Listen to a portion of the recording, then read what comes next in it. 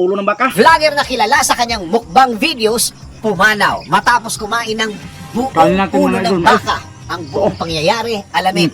Kilala ang vlogger na si Dongs Mga idol. Apatan mula sa Iligan City dahil sa kanyang mukbang videos. Sa kanyang mga contents, makikita kung paano niya kainin ng iba't ibang puripatok dishes o yung mga pagkain na may mataas na kolesterol na posibleng maging sanhi ng heart attack o stroke. Kamakailan lamang napagdesisyonan ni Dongs na kumain ng buong ulo ng baka bilang kanyang susunod na content. Ngunit, lingid sa kanyang kaalaman, ito na ang pinakahuling video niya. Ano nga bang nangyari sa mukbang content creator na ito?